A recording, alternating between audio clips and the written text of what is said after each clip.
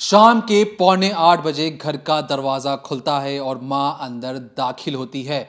कुछ दूर चलने के बाद वो जैसी बाथरूम का दरवाजा खोलती है, फोन में वो हड़बड़ी में चीखने चिल्लाने लगती है, क्योंकि उस बाथरूम के अंदर एक 14 साल की बच्ची की जो लाश थी वो कम्बोर्ड से बांध कर रखी हुई थी, या कहें लटक रही थी। इस लाश को देखने के बाद जो मां है चीखती है, चिल्लाती है, आस पड़ोस के लोग इकट्ठा हो जाते हैं और उस लाश को फौरन ही अस्पताल ले जाने की कवायद शुरू हो जाती है। लेकिन जैसे पुलिस मौका वारदात पर पहुंचती है, पुलिस जांच पड़ताल में इस पूरे केस में जिस तरीके से एक मां चीख रही थी, चिल्ला रही थी, उसे ही मेन अपराधी मानती है और कहती है कि जो मां चीख रही है यही असली अपराधी है, इसी ने अपने बच्चे को मौत के घाट उतारा है, और सिर्फ इसलिए क्योंकि मां को हर रोज 14 साल का बच्चा रोकता था, टोकता था और कहता था कि मां आपकी रील में ये वाले कपड़े अच्छे नहीं लग रहे, आपने बिंदी ठीक से नहीं लगाई।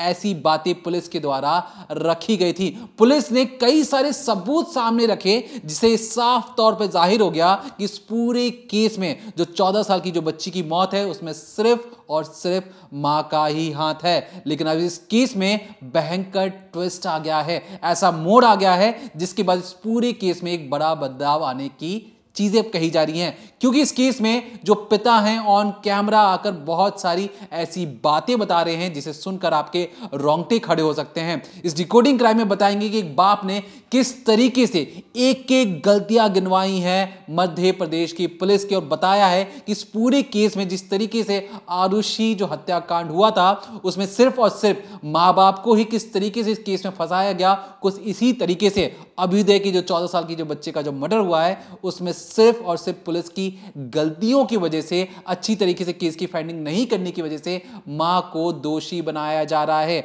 आज इस डिकोडिंग क्राइम में पर्दा उठाकर बताएंगे कि कैसे पुलिस वालों से एक के बाद एक गलतियों का पूरा सिलसिला ही चल पड़ा था और उसके बाद वो मां को दोषी ठहरा देते हैं। पहली चीज, इस पूरे केस में अपडेट ये भी है कि इस पूरे केस की जो जिम्मेदारी है बड़े अफसरों को दे दी गई है। पहले एसएचओ लेवल के लोग केस की जांच पड़ताल कर रहे थे, लेकिन अब डीआईजी लेवल के जो अफसर होंगे, जो बहुत बड़े अफसर हैं, अब उस केस की जांच करेंगे। जब हम इस वीडियो को रिकॉर्ड करने आ रहे थे तब डीआईजी साहब ने उस पूरे मौका वारदात का मुआयना भी किया है। अब जो जो चीजें उन्होंने देखी हैं, समझी हो तो लिखेंगे जरूर, लेकिन आज बताएंगे कि किस तरीके से मध्य प्रदेश पुलिस से एक के बाद एक कई सारी गलतियां हो गई हैं, वो भी सिर्फ और सिर्फ पिता की जुबानी। तो चलिए डिकोडिंग क्राइम में इससे पर्दा उठाते हैं। तो ये जो पूरा मामला था ये मध्य प्रदेश के गुना से सामने आया था। यहाँ पर जो अलका जैन है उनके बेटे अभ्युदय जैन की हत्या हो गई थी। उनकी जो लाश है वो कमोड से लटकी हुई मिली थी, और तो और ये भी चीज़ें सामने आई थी कि जो बच्चा है उसका जन्म हुआ था करीब 7 साल बाद। जब दोनों की शादी होती है उसके 7 साल बाद अभ्युदय का जन्म हुआ, वो भी टेस्ट ट्यूब के ज़रिए। लेकिन जब पूरी इन्वेस्टिगेशन पुलिस करती है तब निकल कर आता है कि माँ ही कातिल है। माँ को अरेस्ट किया जाता है तो तमाम तरीके की चीज़ें सामने आती हैं। पिता आरोप लगाते हैं कि पुलिस ने इन्वेस्टिगेशन सही नहीं की, उन्होंने सीसीटीवी की जाँच नहीं की, उन्होंने बगल में जो खुला हुआ पार्क है उसकी जाँच नहीं की, माँ बेटी की लड़ाई को गलत रंग दे दिया। सबसे पहले आप पिता की जुबानी सुनिए कि वो इस पूरे मामले पर क्या कह रहे हैं और कैसे पुलिस को ही दोषी ठहरा रहे हैं। जो चाबी की बात आ रही है, चाबी मिसिंग थी और चाबी को मिसयूज किया गया इस पूरे उसमें, वो क्या था?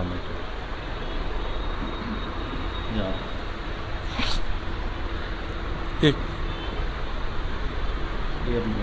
मसला रखिए आप, मुझे बताइए चाबी की जो बात आ रही थी निकल करके चाबी नहीं। देखिए साहब, चाबी का ऐसा था कि चाबी हमारे मकान मालिक ने एक चाबी दी थी, हमारे पास चाबी लॉक था, गेट एक लॉक का गेट था तो उसकी चाबी मिल नहीं रही थी। फिर मकान मालिक ने हमको चाबी दी थी कि इस चाबी हमारे पास है, आप उससे खोल लीजिए।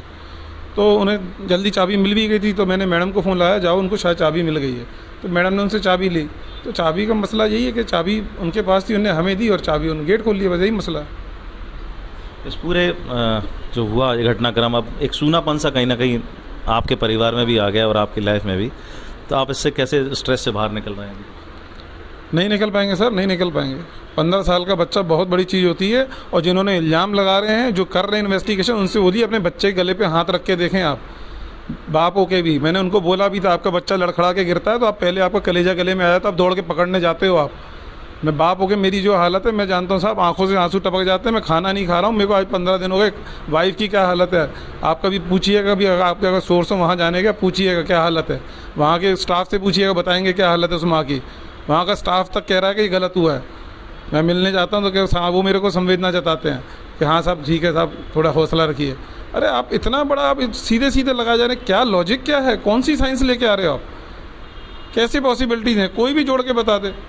अभी आपने बेल के लिए अप्लाई किया वाइफ की, और कुछ जो भी एप्लीकेशंस वगैरह हैं कुछ मूव करी आपने? नहीं सर, अभी कोई एप्लीकेशन मूव नहीं करी है। हम चाह रहे हैं कि निष्पक्ष जांच हो।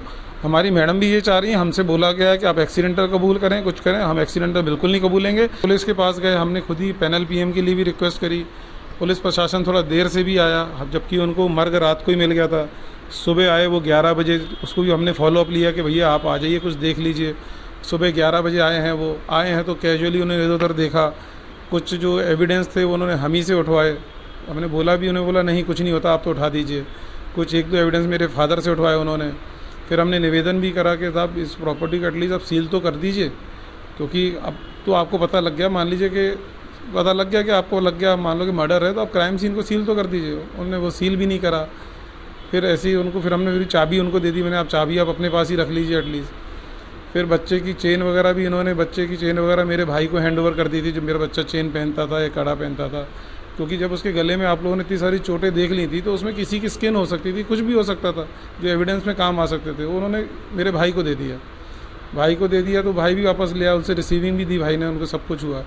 तो ऐसे बहुत सारी चीज़ें हैं जो ऊपर नीचे हुई। हमने कई बार बोला भी उनको, भैया सामने से हमारे एंट्रेंस है, बगल से एंट्रेंस है, लेफ्ट साइड चारों तरफ से एंट्रेंस है, छत से भी आने की एंट्रेंस है।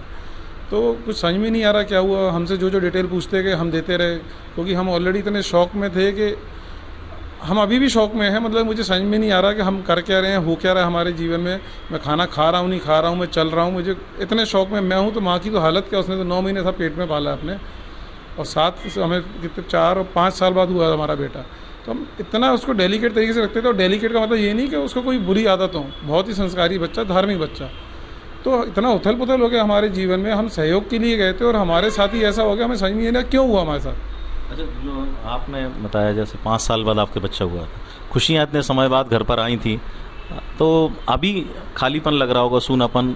आपकी पत्नी भी कहीं ना कहीं कल्प्रिट है इसमें अभी प्राइम ऑफिसी। तो अभी क्या कंडीशंस हैं, आप क्या?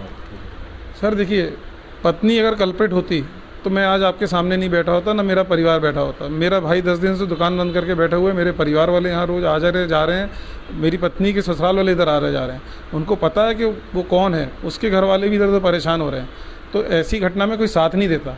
मैं भी नौकरी छोड़ के यहाँ पे साथ देने ही बैठा हूँ। मुझे मालूम है कि क्या हुआ क्या करा, और हर शहर का बच्चा जानता है कि ये चीज़ पॉसिबल नहीं है जो पुलिस ने बोला। आप मीडिया से आओ, आप भी जानते हो, ये आपके मन में भी प्रश्न होगा कि ऐसा हो ही नहीं सकता, कैसे हो जाएगा, इतने बड़े बच्चे के साथ घटना भी हो जाएगी, दुर्घटना भी हो जाएगी। आप कह रहे हो, कभी कहते हो कि एक्सीडेंटल हो गया, कभी कह रहे हो मर्डर है, आपको खुद नहीं पता हुआ क्या है। पर आपको लगा ये बाहर वाले हैं, सब कुछ हैं, तो आप, मुझे लग नहीं रहा कि आपको ऐसा हो ही नहीं सकता, नहीं मिला हो कोई ना कोई। आप क्यों छुपा रहे हैं या क्या करना चाह रहे हैं मुझे नहीं पता, बट आप हमें क्यों फंसा रहे हैं। आपको केस क्लोज करना तो ऐसे क्लोज करोगे, आपने तो ये पूरा परिवार ही तोड़ दिया। ये मुझे तो समझ में नहीं आ रहा, सब आपको भी नहीं समझ में आ रहा होगा, मुझे नहीं लगता। 1 फरवरी को बच्चे का जन्मदिन था, उसके बाद 14 फरवरी को 2 हफ्ते बाद लगभग घटना घटित होती है। क्या रहा इस बीच में, बच्चे के साथ कैसे क्या संबंध रहे? बहुत अच्छे थे। अभी उसकी मम्मी ने उसके लिए बहुत सारे कपड़े खरीदे, उसके लिए अभी करीबन 10,000 के तो हमने उसके लिए कपड़े खरीदे थे। उसके 2-3 ब्लेज़र आए थे, मैचिंग के कुर्ते पजामे थे। उसको ये था कि मैचिंग के अपन तीनों पहनेंगे, तो उसकी माँ ने बहुत सारे कुर्ते पजामे खरीदे थे मेरे से मैचिंग के, उसकी मैचिंग के सूट खरीदे थे। तो बहुत हैप्पी थे उस दिन ही। हमने अपनी काम वाली भाई से ही फीडबैक लिया, सबसे फीडबैक लिया, वो नहीं बहुत खुश था। वो तो कह रहे आराम से खाना खाया, उसने एक्स्ट्रा सब्जी मांगी, एक्स्ट्रा रोटी मांगी, और फिर गैलरी में वो मम्मी की हेल्प करने के लिए छत पे कपड़े डालने भी गया। दोनों आराम से गैलरी में खड़े होकर बातें कर रहे थे। भाई ऐसा जो मेरी वाइफ ने आज तक मेरे बच्चे को नहीं मारा, ऐसा क्या हो गया आज इतने 15 साल के बच्चे के साथ इतनी बड़ी घटना हो गई। वही 15-20 मिनट में हम पूरी आपको कॉल डिटेल निकाल के दे रहे हैं कि फुल टाइम तो बात पे कर रही है अपनी सहेली से, किसी से। बच्चा आराम से टीवी देख रहा है, कहाँ से क्या हो जाएगा इतनी जल्दी इतने बड़े बच्चे के साथ। बात और निकल कर आ रही है कि बच्चे और माँ के बीच में जो संबंध थे अच्छे थे, लेकिन वो लाइफस्टाइल वगैरह को लेकर भी क्वेश्चन करता था। नहीं, ये इन्होंने जो है गलत बात घुमाई है। मेरे से पूछा गया था तो मैंने बोला था कि बच्चा जाते जाते माँ से उसने मजाक किया था कि मम्मा आपका कॉम्बिनेशन अच्छा नहीं लग रहा। वो बैडमिंटन खेलने जा रही थी, कोई जैकेट पहनी थी चाहे कुछ पहनी थी, उसने हंसी मजाक भी किया माँ से। तो हमने जनरल स्टेटमेंट उनको दिया था पुलिस को कि भैया उसने हंसी मजाक भी किया था, जाते जाते खुश था बताने के लिए, मम्मी आप क्या कॉम्बिनेशन में जा रही है। उसने बोला अरे यार कल चेंज कर लूँगी। एक वो फ्रेंडली रिलेशन था माँ बेटे का। तो हमेशा जब मैं कह रहा हूँ दोस्त थे तो दोस्त जैसी बात ही करते थे, वैसी बिहेवियर भी था। आप उसको स्टेटमेंट बना दिया आपने, मीडिया के सामने कुछ और परोस दिया आपने कि बच्चा टोकता था। ये टोकना थोड़ी कहलाएगा। अगर मैं आपसे कह दूं ऐसे जीन्स और शर्ट का कॉम्बिनेशन नहीं हो रहा तो ये कोई झगड़े की वजह हो गई क्या? कॉम्बिनेशन का आप लड़ोगे मेरे से? एक जनरल बात हो गई ना साहब। और ये तो घर में तो सबकी बातें होती हैं, आपने स्टेटमेंट बना के कुछ भी परोस दिया आपने। अब देखिए, जो अलका जैन के हस्बैंड हैं उनका कहना है कि उनकी बीवी ने कुछ नहीं किया। उनकी बीवी ने ही पहले पुलिस को ये हिंट दिया था कि ये घटना हो सकती है, क्योंकि जो बच्चा है वो खुद कभी भी मौत को गले नहीं लगाएगा, खुद ऐसा कदम नहीं उठाएगा। इसके अलावा जो पिता है उनका साफ तौर पर यह कहना है कि मेरी पत्नी ने ही पुलिस को बुलाया, अगर ऐसा होता तो वो भाग जाती। दूसरी चीज़ ये भी वो साफ तौर पर कह रहे हैं कि पुलिस जब इन्वेस्टिगेशन करने के लिए घर पर आती है, जब उन्हें पता लगता है कि घर में एक लाश थी, यहाँ पर एक मर्डर हुआ है, एक बच्चे को लटकाया गया है, और जब वो इन्वेस्टिगेट करते हैं क्राइम सीन पर, तो क्राइम सीन पर बहुत सारी छोटी छोटी चीज़ें होती हैं। जैसे मान लीजिए कहीं खून होता है तो ब्लड गिरा होता है, कई सारे सैंपल्स मिलते हैं। ऐसे ही वहाँ पर भी क्राइम सीन पर कई तरीके के छोटे छोटे सैंपल थे जो इकट्ठा कराने के लिए पुलिस ने फॉरेंसिक टीम को नहीं बुलाया या अपनी टीम के जरिए नहीं कराया, बल्कि जो पड़ोस के लोग थे जो घर में इकट्ठा हो गए थे उन्हीं के हाथों द्वारा उन्हें पॉलीथीन में रखवाया जा रहा था। पिता का साफ तौर पर आरोप है कि पुलिस ने कैसे लापरवाही की, और वही लापरवाही का नतीजा निकला कि उनकी पत्नी यानी अलका जैन ही अपने बेटे को मारने के आरोप में गिरफ्तार हो गई। पिता का कहना है कि सीसीटीवी की जांच तक नहीं की गई। जो पुलिस है उसने ये तक नहीं देखा कि ऊपर छत है जो हमेशा खुली रहती है, वहां से भी कोई शख्स आ सकता है। उन्होंने सिर्फ बाहर के सीसीटीवी देखे। पीछे हमारे एक पार्क बना हुआ है वो खुला रहता है, वहां से भी कोई बड़ी आसानी से हमारे कमरे तक घुस आ सकता है, वहां की भी जांच पुलिस ने नहीं की। पिता ने कहा कि उनका बेटा बेहद खुश था अपनी मां के साथ, छोटी मोटी अनबन होती थी पर मेरी पत्नी कत्ल नहीं कर सकती। लेकिन ऐसे में पिता ने भले एक तमाम तरीके की चीज़ें बता दी और बहुत सारी चीज़ें बताई कि पुलिस ने कैसी लापरवाहियां की, लेकिन पुलिस ने, जो मध्य प्रदेश पुलिस है, उसने जिस तरीके से सर्कमस्टांशियल एविडेंस के तहत जो जो सबूत इकट्ठा किए वो साफ तौर पर अलका जैन की ओर इशारा कर रहे हैं।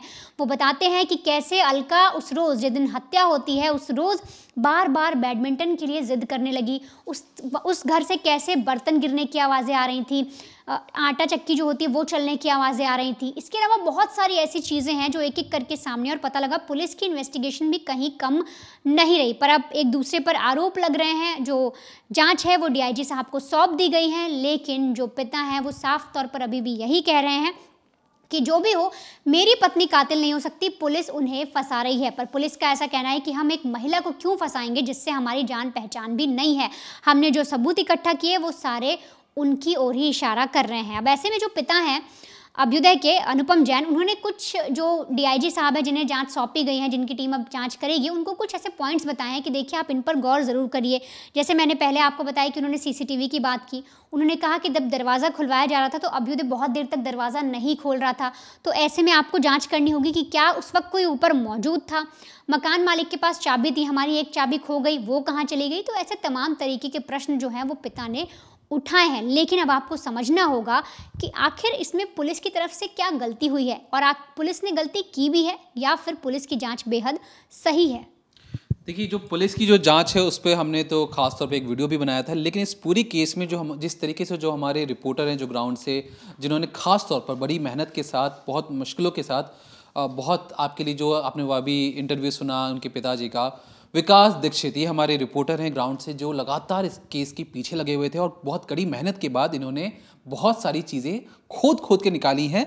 तो उन्हीं के फाइंडिंग्स के ऊपर जब शुरुआत में जब खबर आई, जिस तरीके से एमपी पुलिस ने दावा किया कि हमने इस पूरी केस को सुलझा लिया है, अपने आप में अचंभित करने वाला था कि एक माँ अपने ही बेटी को किस तरीके से मौत के घाट उतार सकती है। उसके बाद स्वांग रचा जाता है, तब जो सारी जो चीज़ें थी वो एमपी पुलिस की तरफदारी हो रही थी कि देखिए कि किस तरीके से पुलिस इतना अच्छा काम कर सकती है। लेकिन जब अब सवाल उठाए जा रहे हैं खुद पिता के द्वारा, और ऐसे सवाल जिसका जवाब दे पाना एमपी पुलिस के लिए भी मुश्किल हो रहा है, कि मसलन के तौर पे याद रखिए, क्योंकि पिता का अगर आपने बाइट अगर ध्यान से सुना हो तो पिता ने कहा कि देखिए जब पता लग चुका था कि बेटी की मौत हो चुकी है, खुद पुलिस वालों ने चेन दे दिया है, पुलिस मौका जो सीन था, जो क्राइम सीन था, उस पर कब पहुंची? अगली रोज 11 बजे। लाश कब मिलती है? 7:45 बजे। पुलिस अगले दिन 11 बजे पहुंचती, वो भी तब जब खुद परिवार वाले दरख्वास्त करते कि माई बाप थोड़ा चल लीजिए, क्राइम सीन को देख लीजिए, थोड़ा सा पट्टी वट्टी लगा दीजिए कि कोई क्राइम सीन को खराब ना कर दे। अब इसके बाद भी अगर एमपी पुलिस कुछ इस तरीके से काम करती है, अगर इसमें थोड़ी सी भी सच्चाई है तो इसे सीरियसली लेना चाहिए, क्योंकि इस पूरे केस में बहुत सारी अहम चीज़ें छूट सकती हैं। लेकिन चलिए हम आपको पूरा केस समझाने की कोशिश करें, उससे पहले आपको ये बता दें कि हमने ये वीडियो पहले भी रिकॉर्ड करके आपको बताने की कोशिश की थी कि किस तरीके से एमपी पुलिस ने जो काम करते हुए मां पर सारे आरोप मढ़े हैं। तो उसका बाकायदा हम पूरा वीडियो पीछे लगा रहे हैं और आपको बता रहे हैं कि ये पूरा केस असल में है क्या। ये जो पूरी वारदात सामने आई है ये मध्य प्रदेश के गुना से सामने आई है। अभी आप एक तस्वीर देख रहे हैं, इन तस्वीरों में दिखने वाला शख्स है अनुपम जैन। ये उनके बेटे हैं अभ्युदय, जिनकी उम्र 15 साल है। और अब जो आप तस्वीर देख रहे हैं वो एक मास्टरमाइंड है, एक मास्टरमाइंड कातिल माँ, जिसने बड़ी ही चालाकी से अपने बच्चे का कत्ल किया और फिर उसके बाद पूरी दुनिया को बेवकूफ़ बनाती रही और आज तक बना रही है। इसका नाम है अलका जैन। अलका जैन के दिमाग में क्या चल रहा था, उसके शैतानी दिमाग में ऐसी क्या चीज़ थी जो वो पुलिस से छुपा रही थी और उसने पुलिस को क्या कहानी बताई, आपको एक एक करके मैं समझाती हूँ। उसके बाद बताऊंगी कि पुलिस ने कैसे इस पूरे केस की इन्वेस्टिगेशन की और कातिल माँ का पता लगाया। देखिए, जो अलका जैन है, अगर उनकी कहानी की बात करें तो वो बताती हैं कि 14 फरवरी का दिन था। उस रोज़ उनके घर में जो उनके पति थे, उनका हाल ही में, क्योंकि वो बैंक में काम करते हैं ऑडिटर का, तो हाल ही में उनका ट्रांसफ़र हुआ है भोपाल में, तो वो भोपाल में थे।